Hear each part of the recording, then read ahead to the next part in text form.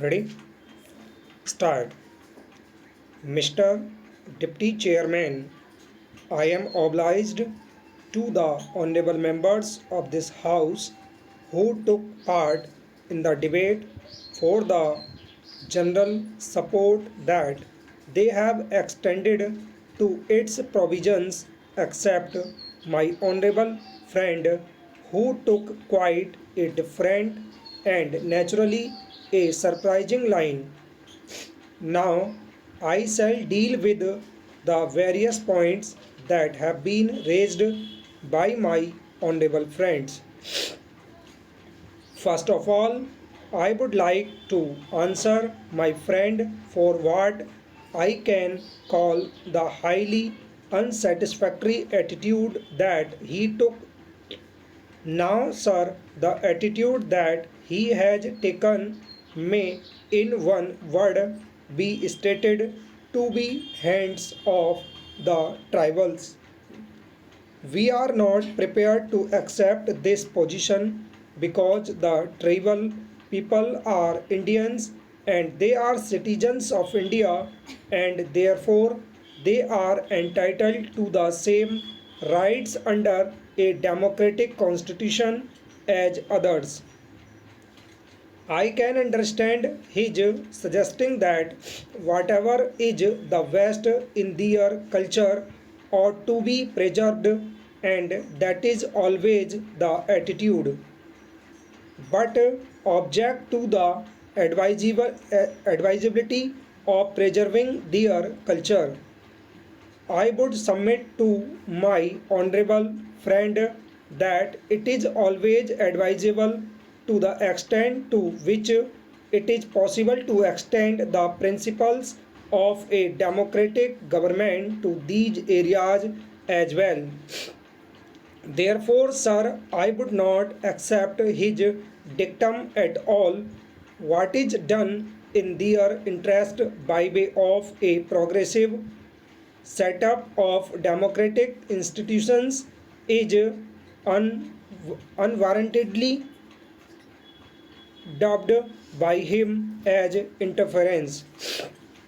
That is not interference at all. Therefore, I would not accept his contention that we are introducing certain measures which constitute any interference at all.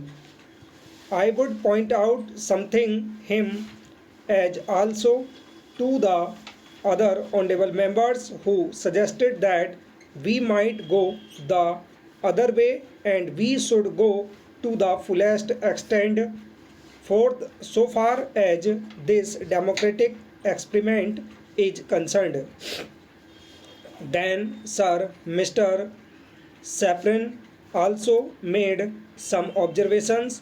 I always value his observations because they always show a great and earnest study. But sometimes, sir, there are certain elements that he brings in which make it difficult to follow him completely, because to a certain extent they are either academic or they are impracticable. Subject to this, I always value his points and his observations because they arise out of a vast study of the problems with which that particular question is concerned. Now, sir, I might point out that sometimes it is difficult for those people who are long isolated.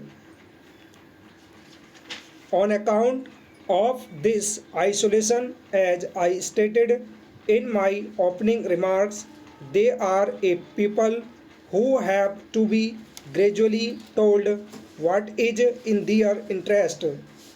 They are more susceptible to a feeling of suspicion and misgiving than the other sections. We have just opened up our avenues so far as the democratic life is concerned, and that is the reason why I suggested that we propose to hasten but slowly, and therefore certain provisions have been incorporated in this bill. Bell, sir, in the light of the peculiar conditions that obtain there, we have to be a bit careful.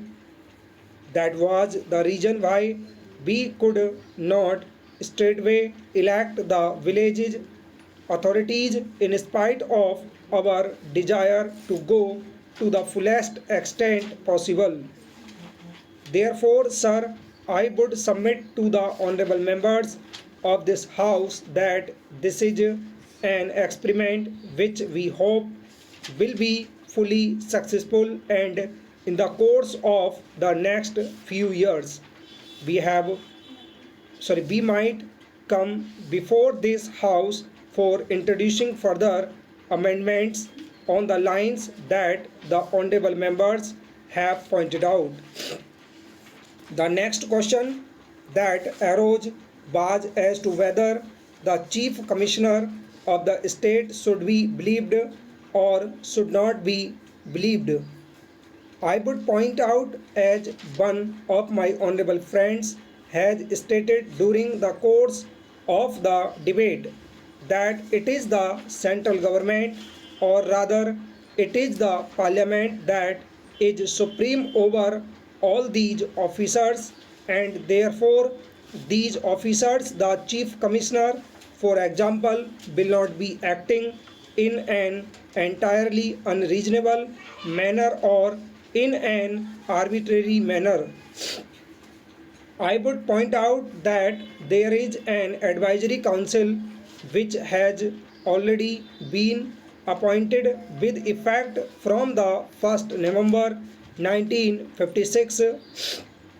Some honorable members on the other side wanted to know whether a council of advisors has or has not been appointed. I would point out to them that it has already been appointed. The orders of the government issued on the 21st November 1956, according to which there is a council consisting of 5 advisors, and therefore it is not an arbitrary administration by a chief commissioner who is not accountable to any person at all.